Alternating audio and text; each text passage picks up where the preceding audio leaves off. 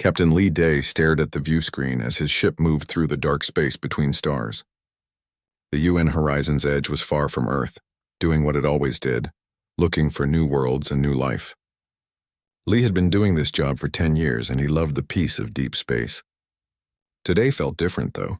His communication officer kept getting strange signals from all over the galaxy. "Captain, I'm getting more messages," said Lieutenant Park Min from her station. "They're coming from everywhere. Different languages, different species, but they all sound scared or angry." Lee walked over to her station. The messages were indeed coming from many different places. Some were in languages the ship's computer could understand. Others were just noise and static, but even the noise sounded desperate. "Can you clean up any of these signals?" Lee asked. Park Min worked at her controls for several minutes. Slowly, voices became clear through the static. The first voice sounded like it came from underwater, with bubbling sounds mixed with words. "This is Admiral Kex of the Nautican Republic. We ask all free worlds to help us fight against the Hegemony Coalition. They want to control all life in the galaxy. If we lose, everyone loses their freedom." The second voice was different. It sounded like crystal bells ringing, but the words were clear. "The Veil Confederacy calls for aid. The Hive Imperium has taken 3 of our worlds. Their insect armies kill everything that will not serve them. We cannot hold them back much longer." Lee felt cold. These were real alien species asking for help in a real war. Earth had met a few alien races before, but they had always been peaceful meetings. This was something new and dangerous. "Get me a connection to Earth Command," Lee ordered. Priority 1. While Park Min set up the communication link, Lee listened to more messages. There were voices from species he had never heard of. Some begged for help. Others demanded that neutral worlds pick a side. A few made threats against anyone who would not join their cause. The most frightening message came from a voice that sounded like rocks grinding together. "This is War Prime Vash of the Talon Empire. The Hegemony Coalition will rule this galaxy. Any world that helps our enemies will be destroyed. Any world that stays neutral must give us their resources. There is no other choice." When the connection to Earth was ready, Lee found himself talking to Admiral Park Soo, the head of Earth's Space Defense Forces. The Admiral's face looked tired and worried on the screen. "Captain Lee, we've been getting similar messages here on Earth," Admiral Park Soo said. "This galactic war is bigger than anything we expected." "Both sides want us to join them," Lee nodded. "What are Earth's orders, sir?" Admiral Park Soo was quiet for a moment. "Come home, Captain. Bring your ship back to Earth as fast as you can. We need all our ships close to home right now." The trip back to Earth took 2 weeks. During that time, Lee learned more about the war that was tearing the galaxy apart. The Free Worlds Alliance was made up of species that believed in freedom and democracy. They had been living in peace until the Hegemony Coalition started attacking them. The Hegemony Coalition was different. It was led by species that believed in control and power. The Hive Imperium was a race of intelligent insects that worked like a giant hive mind. They thought all other species should serve them. The Talon Empire was made up of reptilian creatures that loved war and conquest. Together they had started taking over peaceful worlds one by one. When the horizon's edge reached Earth's solar system, Lee was shocked by what he saw. There were more human ships around Earth than he had ever seen before. The space stations were bigger, and new defensive platforms floated in orbit around the planet. Earth had been getting ready for something. At Earth Command, Lee attended a meeting with Admiral Park Soo and other important leaders. Dr. Kim Yuna was there. She was Earth's best scientist for studying alien life. General Han Wu, who commanded Earth's armies, sat at the table looking serious. "The situation is simple," Admiral Park Soo began. "The galaxy is at war. Both sides want us to join them. The Free Worlds Alliance offers us friendship and technology if we help them fight. The Hegemony Coalition says we must serve them or be destroyed." Dr. Kim Yuna spoke up. "I've studied the communications from both sides. The Free Worlds Alliance really does seem to care about freedom and peace. But the Hegemony Coalition," she shook her head. "They've destroyed entire civilizations that would not serve them. Billions of beings have died." General Han Wu leaned forward. "If we join the Free Worlds Alliance, we go to war against species that have been fighting for thousands of years. Our technology is good, but we don't know if it's good enough. If we join the Hegemony Coalition, we become slaves to creatures that see us as inferior." "What if we don't join either side?" Lee asked. Admiral Park Soo smiled sadly. "That's exactly what our government has decided to do. Earth will stay neutral. We will not fight in this galactic war. The decision had been made by President Song Hana and the World Council. Earth would declare neutrality and defend only its own solar system.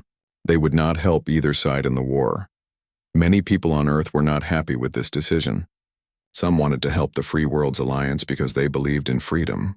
Others thought Earth should join the stronger hegemony coalition to avoid being destroyed. But the government had made its choice. Over the next few weeks, Earth made its position clear to both sides. Ambassador Cho Min sent messages to leaders across the galaxy, explaining that Earth would not take part in the war.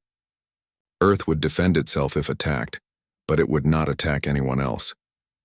The Free Worlds Alliance was disappointed but understood. They sent messages saying they respected Earth's choice and hoped humans would change their minds later. The Hegemony Coalition was angry. They sent threatening messages saying that neutrality was not acceptable. Either Earth would serve them, or Earth would be considered an enemy.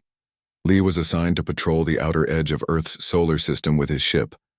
His job was to watch for any alien ships that might try to attack Earth.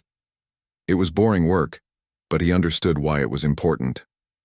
During his patrols, Lee saw evidence of the war raging across the galaxy. Sometimes he would see bright flashes of light from distant star systems, signs of great battles happening far away. Once he found the wreckage of an alien ship drifting through space. The ship's design was unknown to him, but it had clearly been destroyed in battle. Dr. Kim Yuna visited Lee's ship to study the alien wreckage. She was fascinated by the technology, but also worried by what it represented. This ship was built for war, she told Lee as they examined the debris. Look at these weapon systems. They're designed to destroy entire cities from orbit. What kind of species builds weapons like this? Lee didn't have an answer. He had always believed that intelligent species would be peaceful, like humans usually were. This war was teaching him that some species were very different from humans. As the months passed, the war got worse. The Free Worlds Alliance was losing. The Hegemony Coalition was winning battle after battle, taking over more and more star systems.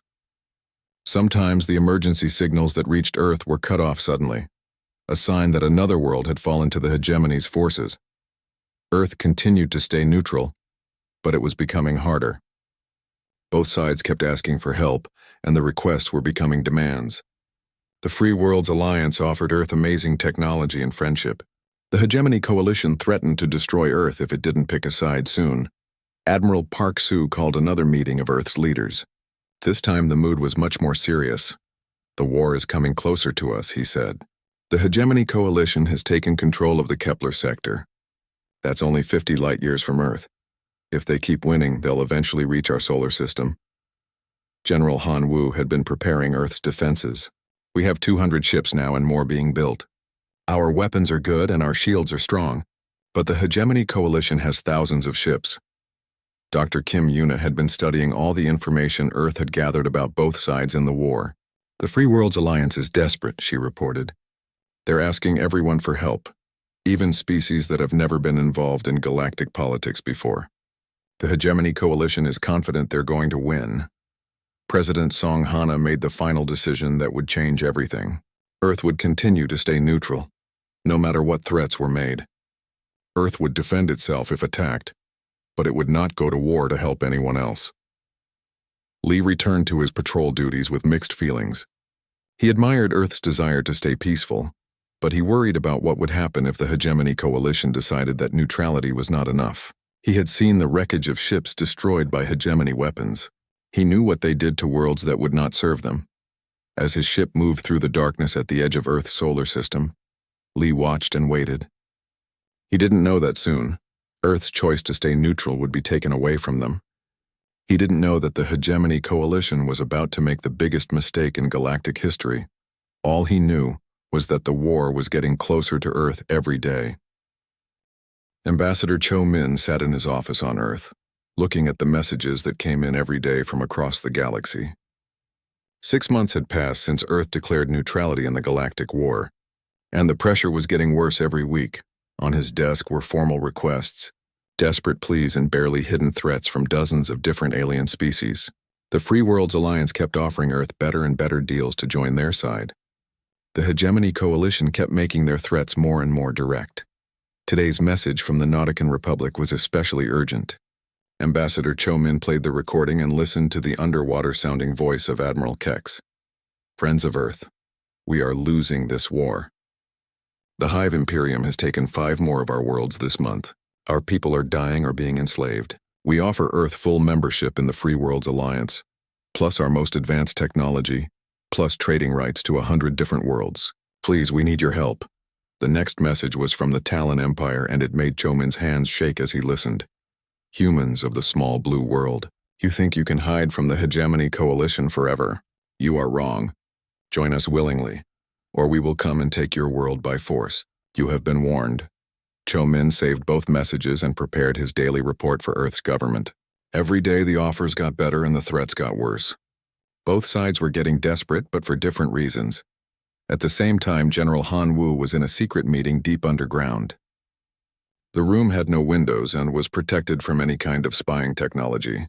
Only Earth's most important military leaders were allowed inside. The Hegemony Coalition is winning the war faster than we expected, General Han Wu told the group. Our intelligence shows they've taken 60% of the Free Worlds Alliance territory. At this rate, the war will be over in less than 2 years. Colonel Yoon Seo, who ran Earth's Space Intelligence Service, showed pictures on the big screen. These are images from the Battle of Vega Prime last week. The Hegemony Coalition destroyed an entire Free Worlds Alliance fleet. 300 ships all destroyed. The few survivors say the Hegemony's new weapons are incredibly powerful. General Han Wu nodded grimly. If the Hegemony Coalition wins this war, they'll control most of the galaxy. Then they'll come for Earth. Another officer raised his hand. General, what about our own preparations? How strong are Earth's defenses now? Stronger than they were 6 months ago, but not strong enough, General Han Wu admitted. We have 300 ships now hidden in secret locations throughout our solar system. We've built weapons platforms around Earth, Mars, and the major space stations. But the Hegemony Coalition has thousands of ships. The meeting continued for 2 hours. Earth's military leaders were secretly preparing for war, while their government continued to claim neutrality. It was a dangerous game, but they felt they had no choice. Meanwhile, engineer Lim Jun was working in a laboratory that officially didn't exist. He and his team were studying pieces of alien technology that had been gathered from various sources. Some pieces came from wrecked ships found drifting in space. Others came from diplomatic gifts that alien species had sent to Earth. Look at this, Lim Jun said to his assistant, Dr. Ohana. He was holding a small device that glowed with blue light. This is a shield generator from a Nautican ship. It can protect something as big as a city from weapons that could destroy a mountain. Dr. Ohana examined the device carefully. Can we copy it? I think so, Lim Jun replied. We've learned how to make our own energy shields based on this design. They're not as good as the alien ones yet, but they work. This was Earth's secret advantage. While publicly staying neutral, Earth was quietly learning from both sides of the war. Every piece of alien technology that Earth could get its hands on was studied and copied. Earth scientists were making rapid progress in areas that had taken other species hundreds of years to develop. Captain Li Day continued his patrol missions at the edge of Earth's solar system. His job had become more dangerous as the war progressed. Now he often encountered alien ships that were fleeing from battles or looking for places to hide. Last week, he had found a damaged Veil Confederacy ship with 30 survivors on board. The ship's captain, a being that looked like living crystal, told Lee a terrible story. The Hive Imperium came to our world with 1,000 ships, the alien captain had said in a voice like ringing bells. We had thought we were safe because our world was protected by ancient defensive systems.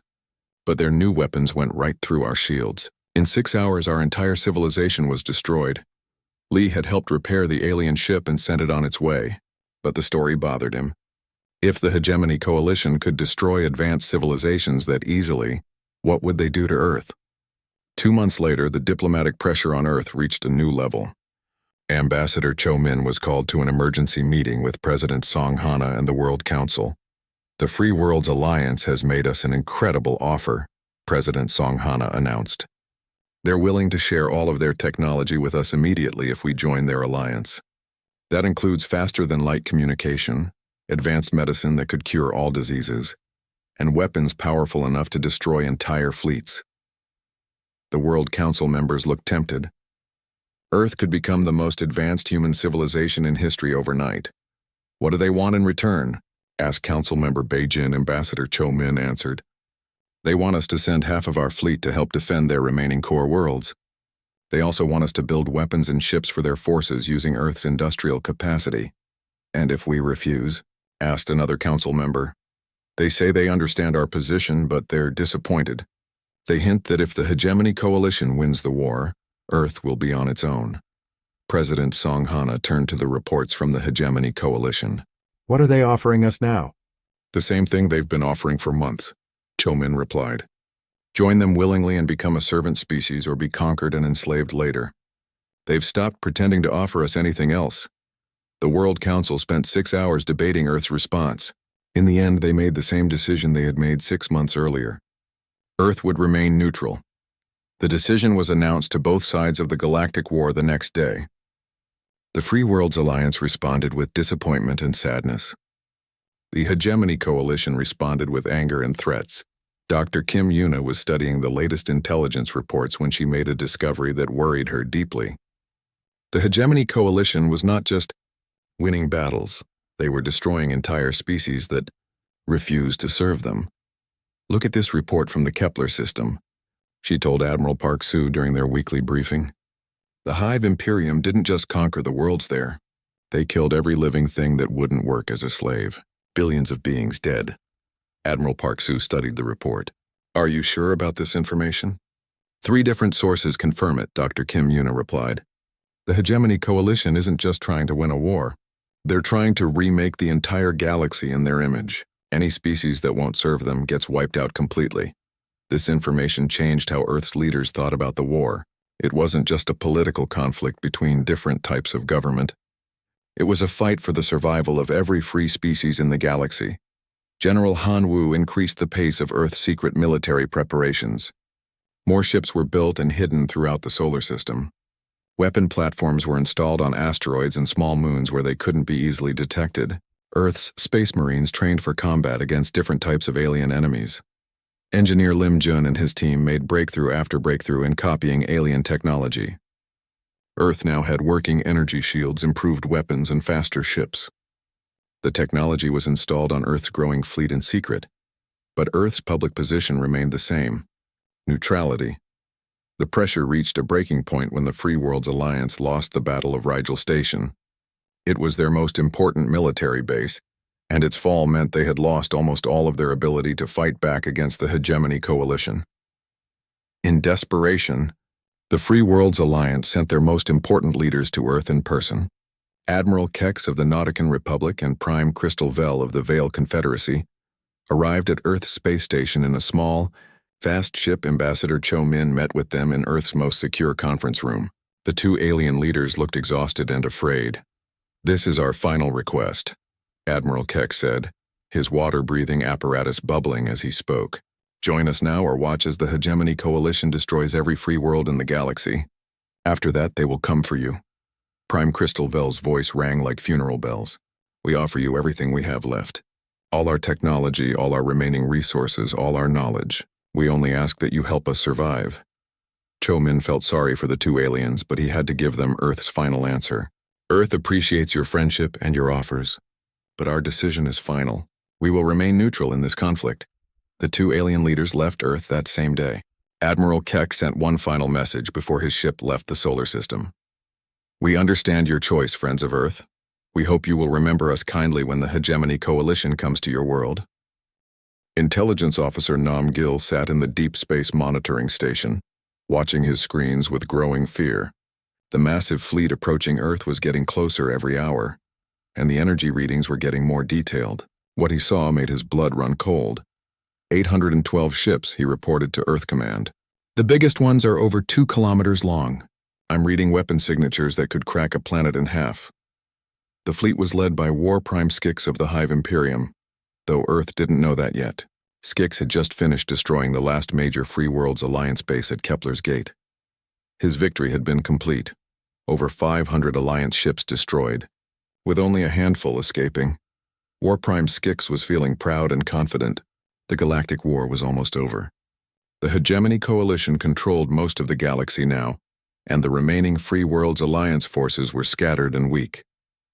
Soon, every species in the galaxy would serve the hegemony, or they would be destroyed. But there was one problem that bothered Skix. Earth, the small blue world at the edge of a minor star system, had refused to join the Hegemony Coalition. They had declared neutrality and hidden behind their tiny fleet of primitive ships, Skix had argued, with the other hegemony leaders about Earth. Some wanted to leave the humans alone until the war was completely over, but Skix believed that neutrality was just another form of resistance. If Earth was allowed to remain independent, other worlds might think they could also refuse to serve the hegemony. After his great victory at Kepler's Gate, Skix had convinced the other leaders to let him deal with Earth. He would give the humans one chance to surrender peacefully. If they refused, he would show the galaxy what happened to worlds that would not serve the Hegemony Coalition. On Earth, President Song Hana held an emergency meeting of the World Council. Every important leader on Earth was there, either in person or connected by video link.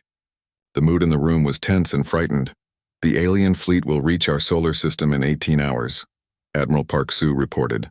"It's the biggest military force we've ever seen. Our analysis shows they have enough firepower to destroy every ship and space station we have." General Han Wu looked grim.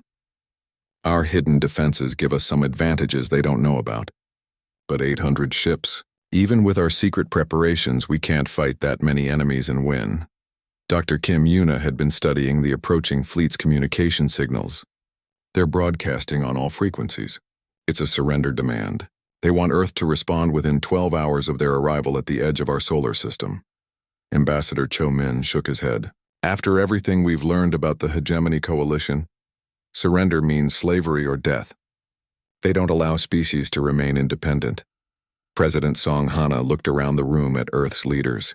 They had known this day might come, but they had hoped Earth's neutrality would protect them. Now they faced the same choice that every other species in the galaxy had faced: serve the Hegemony Coalition or fight them. "What are our chances if we fight?" President Song Hana asked. General Han Wu was honest. "Very small. We have 300 ships, they have 800. Our ships are newer and have better technology than they expect, but they have experience from years of galactic war. What are our chances if we surrender?" Dr. Kim Yuna answered that question. "Based on what happened to other species, they'll demand that we provide them with resources and manufacturing capacity. They'll take our best technology and use it for their own purposes. Eventually, they'll replace our government with leaders who serve them completely." The room was quiet for several minutes. Everyone understood that Earth was facing the end of human independence. Finally, President Song Hana spoke. "We've spent 6 months trying to stay out of this galactic war. We've refused to help the Free Worlds Alliance, even when they offered us incredible technology and friendship. We've ignored threats from the Hegemony Coalition, hoping they would leave us alone." She stood up and looked at each person in the room. "Now the war has come to us anyway. We can surrender our freedom, or we can fight for it. I want to hear what each of you thinks we should do." The debate lasted for 6 hours. Some leaders argued for surrender, believing it was the only way to save Earth's people from total destruction. Others argued for fighting, saying that freedom was worth any risk. In the end, the World Council made their decision by a single vote. Earth would not surrender. When the Hegemony Coalition fleet arrived at the edge of Earth's solar system, War Prime Skix immediately sent his surrender demand to Earth. The message was simple and direct. "Humans of the third planet, I am War Prime Skix of the Hive Imperium. You will surrender your world to the Hegemony Coalition immediately. You will place yourselves under our protection and serve our interests. You have 12 hours to respond. If you refuse, your species will be destroyed." Earth's government spent those 12 hours making final preparations. Every human on Earth and in the colonies throughout the solar system was warned about what was coming. Emergency shelters were opened. Non-essential personnel were moved away from military targets. Captain Lee Day was ordered to bring his ship back to Earth's orbital defense perimeter. As he flew through space toward Earth, he could see the massive alien fleet in the distance. Their ships were dark and threatening, designed to inspire fear in their enemies. When the 12-hour deadline expired, President Song Hana broadcast Earth's response to the alien fleet. Her message was broadcast on all frequencies so that every ship in the Hegemony fleet would hear it. This is President Song Hana of Earth. We have received your surrender demand. Our response is simple. No, Earth will not surrender to you or anyone else. We will defend our world and our freedom. War Prime Skix was not surprised by Earth's refusal. He had expected the humans to be foolish enough to resist. Now he would teach them the cost of defying the hegemony coalition. But Skix made a critical mistake in his planning. He decided to make Earth's punishment visible to the entire galaxy. Instead of attacking Earth's military forces first, he would attack civilian targets to show everyone what happened to species that refused to serve the hegemony. Begin the attack, Skix ordered his fleet commanders. Target their largest civilian population centers first. I want every species in the galaxy to see what happens when you refuse to serve us. The first target was Mars Colony, where 200,000 humans lived and worked. Mars Colony had no military value. It was just a farming and mining settlement. But it was close to Earth, and its destruction would be clearly visible to Earth's government. The attack began at 1430, Earth Standard Time. 12 hegemony warships moved into position around Mars and opened fire with weapons designed to destroy cities. The energy beams that hit Mars Colony were so powerful that they could be seen from Earth with the naked eye. Captain Lee Day was close enough to Mars to see the attack happen. He watched in horror as the green energy beams tore through the colony's defensive shields like they were made of paper. The colony's emergency signals filled his communication system with desperate calls for help. This is Mars Colony Control. The voice was full of panic. We're under attack. They're firing on civilian areas. We have massive casualties. Someone please help us. The attack lasted only 15 minutes, but when it was over, 3 major settlements on Mars had been completely destroyed. 50,000 men, women, and children were dead. The others were trapped in emergency shelters waiting for rescue that might never come. War Prime Skix was pleased with the results. Now he would attack Earth's moon base to show the humans that their defenses were useless. Luna Base was Earth's primary military space station, orbiting the moon. It had powerful shields and weapon systems, but it also had 15,000 military personnel and their families living on it. The attack on Luna Base was more difficult than the attack on Mars Colony. Luna Base fought back and its weapons were more advanced than Skix had expected, but the hegemony fleet was too large and too powerful. After 2 hours of fighting, Luna Base's shields failed and the station was destroyed. Another 20,000 humans were dead. On Earth, people watched the attacks in shock and horror. The alien fleet had not attacked Earth's warships or military targets. They had attacked defenseless civilians and families. It was not war. It was murder. Dr. Kim Yuna was at Earth Command when the attacks happened. She watched the reports coming in from Mars and Luna Base, and she felt something change inside her. The scientific part of her mind had always been fascinated by alien species and their cultures. But now she understood something terrible about the hegemony coalition. They're not trying to win a military victory, she told Admiral Park Soo. They're trying to break our spirit. They want us to surrender because we're too scared to keep fighting. Admiral Park Soo nodded grimly. War Prime Skix made one mistake, though. He attacked our civilians first. General Han Wu was already activating Earth's hidden defense systems. All across the solar system, secret weapon platforms were coming online. Hidden fleets of human warships were preparing for battle. Space Marines were boarding assault shuttles and getting ready to fight. Engineer Lim Jun was in the command center of Earth's most secret facility. For months, he and his team had been building weapons and ships using technology. Admiral Park Soo stood in Earth's main command center, watching as Operation Red Dawn began. For months, Earth had been secretly preparing for this exact moment. Now the hegemony coalition would learn what happened when someone attacked human civilians. All hidden fleets, this is Admiral Park Soo. Operation Red Dawn is now active. All ships are free to engage enemy targets. Show them what Earth is really capable of. Across the solar system, Earth's true military power revealed itself. What the aliens had thought was a small, weak fleet of 300 ships was actually just the visible part of Earth's defenses. The real fleet had been hiding and waiting. Captain Lee Day was now commanding the UEN Retribution, one of Earth's new Dreadnought-class warships. The ship was twice as large as his old exploration vessel and carried weapons that could destroy a city with a single shot. But more importantly, it had been built using technology learned from both sides of the Galactic War. Captain, we have multiple enemy targets in range, reported his weapons officer. Lieutenant Park Min, who had transferred with him from the horizon's edge. Orders? Lee Day looked at the tactical display. War Prime Skix's fleet was spread out across the outer solar system, confident that they could destroy Earth's defenses easily. They were about to learn how wrong they were. Target the ship that fired on Mars Colony, Lee Day ordered. All weapons fire. The Retribution's main guns sent streams of energy toward a hegemony cruiser. But these were not ordinary energy weapons. Engineer Lim Jun had studied hegemony shield technology for months, and he had found a way to make weapons that could go right through them. The hegemony cruiser's shields flickered and disappeared as the human weapons hit. The alien ship was destroyed in seconds, its crew never understanding what had happened to their defenses. War Prime Skix watched in growing alarm as his fleet came under attack from all directions. The human ships were using tactics he had never seen before. Instead of fighting in organized formations like civilized species, they attacked in small groups from unexpected angles. How many ships do they have? He demanded of his sensor operators. Over 1,200, War Prime, and they're all armed with weapons we don't recognize. This was impossible. Skix's intelligence reports had said Earth had fewer than 300 ships. Where had all these new vessels come from? The answer was simple. Earth had been building ships in secret locations throughout the solar system. Asteroid mining stations were actually hidden shipyards. Research stations on the outer planets were actually weapons manufacturing facilities. Earth's leaders had spent a year preparing for exactly this kind of attack. Dr. Kim Yuna was working with Earth's artificial intelligence networks to coordinate the battle. She had studied every piece of information Earth had gathered about hegemony military tactics, and she had found weaknesses that the aliens didn't know they had. Their ships are designed to fight against other alien species, she explained to Admiral Park Soo during the battle.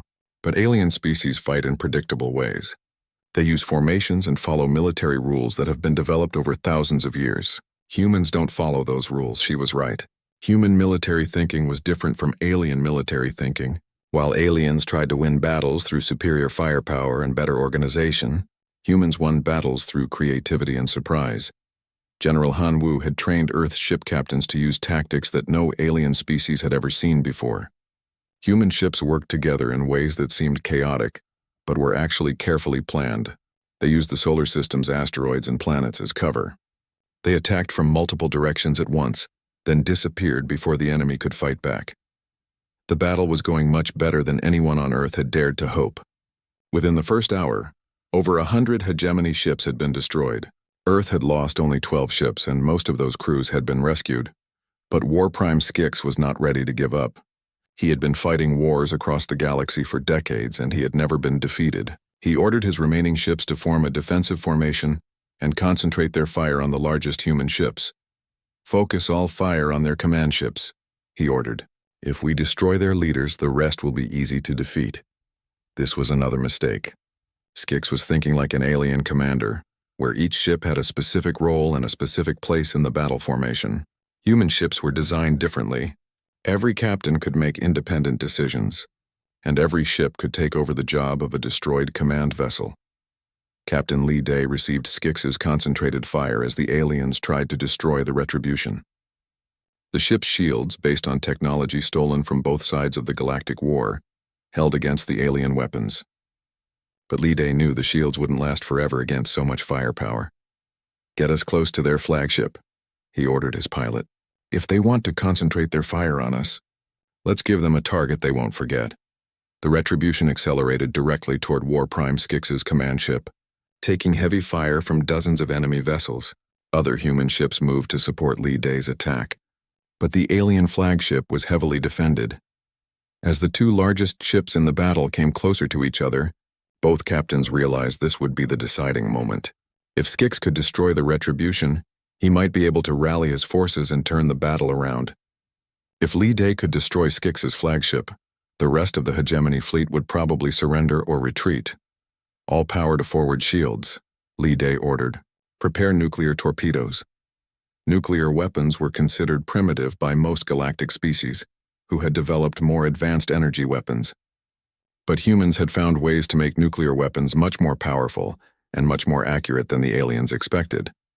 The Retribution closed to point-blank range with the alien flagship. At this distance, both ships were close enough to hit each other with every shot they fired. The battle became a test of which ship could do more damage faster.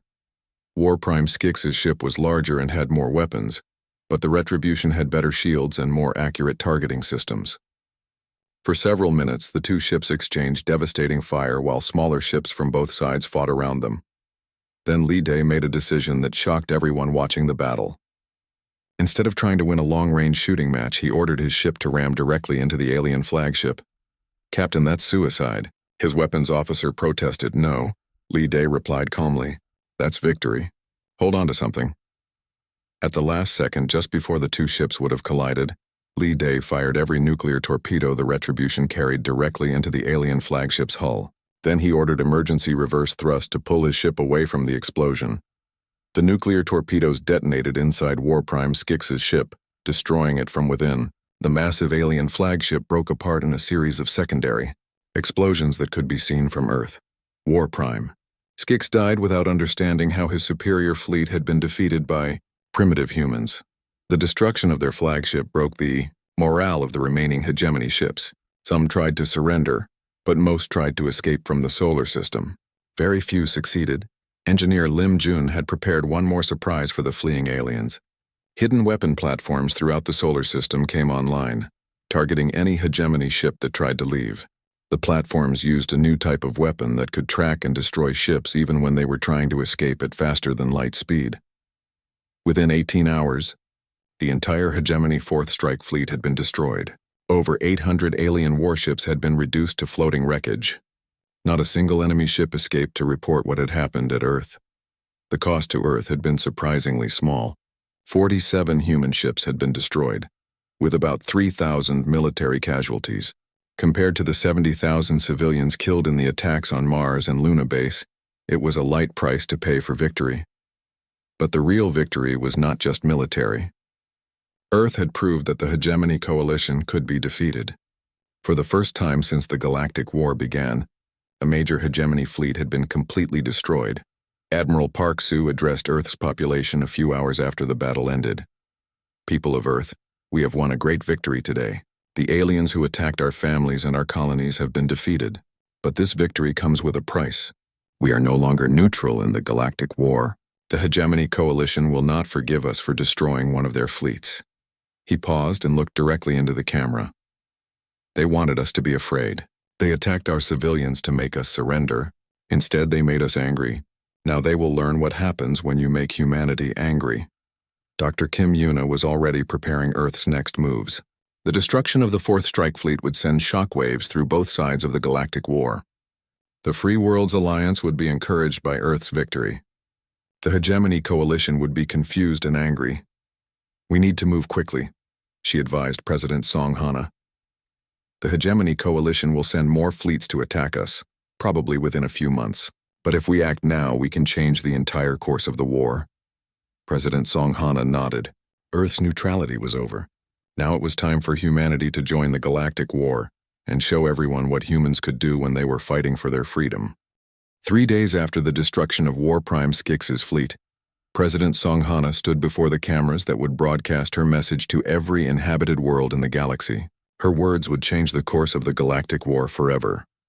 "This is President Song Hana of Earth speaking to all free peoples of the galaxy. 3 days ago, the hegemony coalition attacked our world without warning. They murdered 70,000 of our civilians, including children and families. They thought this would make us surrender." She paused, looking directly into the camera with eyes full of determination. "They were wrong. Earth tried to stay neutral in your war. We hoped that by staying peaceful, we could avoid the violence that has torn the galaxy apart. The hegemony coalition has shown us that neutrality is not possible when dealing with murderers and tyrants." Her voice grew stronger. "Earth now officially joins the Free Worlds Alliance. But we join on our terms. We will not just defend ourselves. We will take this war to the enemy. The hegemony coalition wanted a fight with humanity. Now they will get one." The message was received across the galaxy within hours. On the few remaining Free Worlds Alliance planets, people celebrated in the streets. The impossible had happened. Earth had defeated a major hegemony fleet. Now humanity was joining their cause. Admiral Kex of the Nautican Republic sent an immediate response to Earth. His underwater voice bubbled with excitement and hope. Welcome to the war, friends of Earth. Your victory against the Fourth Strike Fleet has given hope to every free world in the galaxy. We offer you full partnership in our alliance, and we ask how we can help you in your fight. The response from the Hegemony Coalition was very different. Supreme War Leader Vorth of the Hive Imperium was furious when he learned that an entire Hegemony fleet had been destroyed by primitive humans. This is impossible, he told his war council. Humans have no experience with galactic warfare. Their technology is thousands of years behind ours. How could they destroy 800 of our best ships? The answer came from the few escape pods that had been recovered from the battle. The survivors told stories that Vorth found hard to believe. They spoke of human ships that appeared from nowhere, using weapons that went through hegemony shields like they were not there. They described tactics that made no sense according to accepted military doctrine. The humans fight like wild animals, one survivor reported. They attack from all directions at once. They use their own ships as weapons. They break every rule of civilized warfare. Supreme War Leader Vorth realized that Earth represented a new kind of threat. He ordered every available hegemony fleet to prepare for attacks on human targets. This war would not end until every human world was destroyed, but Earth was not waiting for the next hegemony attack. Admiral Park Sue had been promoted to Supreme Commander of all Earth forces, and he was already planning humanity's first offensive operations. We're not going to sit here and wait for them to attack us again, he told Earth's military leaders. We're going to take the fight to them. General Hanwoo will lead our ground forces. Captain Lee Day will command our space fleets. Dr. Kim Yuna will coordinate with our new allies. The plan was ambitious. Earth would launch simultaneous attacks on 3 different Hegemony Coalition strongholds. Each attack would be designed to free enslaved populations and capture valuable enemy. Technology engineer Lim Jun had been busy since the victory at Earth. His teams were working around the clock to build new ships and weapons using technology captured from War Prime Skix's fleet. Earth's industrial capacity had shifted to full war production. We're building ships faster than any species in galactic history, he reported to Admiral Park Sue. Our new factories on Mars and the asteroid belt are producing a completed warship every 6 hours. In 3 months, we'll have more ships than the entire Free Worlds Alliance had at the start of the war. This was humanity's secret advantage. While other species built their ships slowly and carefully over many months, humans had learned to mass-produce military equipment quickly and efficiently. It was the same industrial ability that had helped humans dominate their own world. Captain Lee Day was given command of the first human fleet to leave Earth's solar system. His mission was to attack the Hegemony Coalition base at Proxima Station, where over 1 billion enslaved aliens were forced to build weapons for their conquerors. Remember, Admiral Park Sue told Lee Day before he left, we're not just fighting to win, we're fighting to free the people the Hegemony Coalition has enslaved. Every world we liberate is a world that can join our cause. Lee Day's fleet consisted of 200 human warships, including 12 of the new Dreadnought-class vessels like his own Retribution. It was a small force compared to the massive fleets that had fought in the early years of the Galactic War, but it was equipped with the most advanced technology in the galaxy. The attack on Proxima Station was humanity's first test in offensive warfare. The station was defended by 300 hegemony ships and surrounded by powerful defensive platforms. According to traditional military thinking, Lee Day would need at least twice as many ships to have a chance of victory, but humans didn't use traditional military thinking. Lee Day's fleet approached Proxima Station using a tactic that no alien species had ever tried before. Instead of attacking the station directly, they attacked the supply convoys that kept the station operational. Within a week, they had destroyed 40 cargo ships carrying food, fuel, and spare parts to the station. The Hegemony commander at Proxima Station was forced to send half of his defensive fleet to protect the supply routes. This left only 150 ships defending the station itself, exactly the kind of odds that human tactics were designed to exploit. When Lee Day finally attacked the station directly, he used another uniquely human strategy. His ships disguised themselves as destroyed hegemony vessels, drifting close to the station as if they were battle damage from previous fights. When they were close enough, they dropped their disguises and opened fire at point-blank range. The battle for Proxima Station lasted only 4 hours. When it was over, the hegemony forces had been completely defeated, and over 1 billion enslaved aliens had been freed. Many of these liberated species immediately volunteered to fight alongside Earth's forces. News of the victory spread quickly throughout the galaxy. For the first time in years, the Free Worlds Alliance was winning battles instead of losing them. Other neutral species began to consider joining the fight against the Hegemony Coalition. Dr. Kim Yuna arrived at Proxima Station shortly after its liberation to coordinate humanitarian aid for the freed slaves. What she found there made her more determined than ever to see the Hegemony Coalition completely defeated. They weren't just using these people as workers, she reported to Earth Command. They were experimenting on them, trying to turn them into biological weapons. The Hegemony Coalition isn't just evil, they're insane. The success at Proxima Station was followed by victories at 2 other Hegemony strongholds. General Han Wu led a ground assault on the fortress world of Kepler-7, where human space marines fought alongside alien freedom fighters to liberate another enslaved population. Engineer Lim Jun's new weapons proved devastatingly effective against Hegemony ground forces. Each victory brought more allies to Earth's cause. Species that had been enslaved by the Hegemony Coalition joined the Free Worlds Alliance in huge numbers. Neutral worlds that had been afraid to pick a side began to see that the Hegemony Coalition could be defeated. Within 6 months of joining the Galactic War, Earth had become the most important military power in the Free Worlds Alliance. Human ships were operating in dozens of star systems. Human military advisors were teaching alien forces how to use Earth's unconventional tactics. The Hegemony Coalition tried to strike back at Earth directly, but their attacks were defeated by the improved defenses that engineer Lim Jun had built around the solar system. Every Hegemony fleet that approached Earth was destroyed before it could reach the inner planets. Supreme War Leader Vorth of the Hive Imperium realized that the war had changed completely.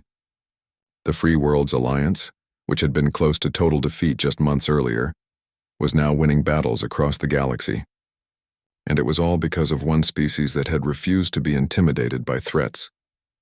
The final battle of the Galactic War came when Earth's forces attacked the Hive Throne world, the capital of the Hegemony Coalition. Captain Li Day led a fleet of over 1,000 human and allied ships in the largest space battle in galactic history. The battle lasted for 3 days and involved over 5,000 ships from both sides. But the outcome was never really in doubt. Human tactics and technology, combined with the desperate courage of newly freed species, proved superior to the Hegemony Coalition's brute force approach to warfare. When the Hive Throne world fell, Supreme War Leader Vorth was captured alive. He was put on trial for the genocide of entire species, and his testimony revealed the full scope of the Hegemony Coalition's crimes against the galaxy. Dr. Kim Yuna served as the chief prosecutor in Vorth's trial. Her evidence showed that the Hegemony Coalition had murdered over 1 trillion intelligent beings during their war of conquest.